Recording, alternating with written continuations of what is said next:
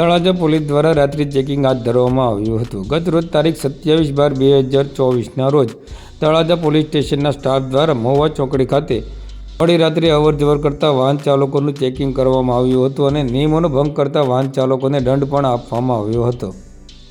31 December નજીક આવી રહ્યું હોવાથી તળાજા પોલીસના સ્ટાફ દ્વારા મહુવા ચોકડી ખાતે મોડી રાત્રે અવરજવર કરતા વાહનોનું ચેકિંગ હાથ ધરવામાં આવ્યું હતું અને નિયમોનું પાલન ન કરતા વાહન ચાલકોને તળાજા પોલીસ દ્વારા દંડ પણ ફટકારવામાં આવ્યો હતો।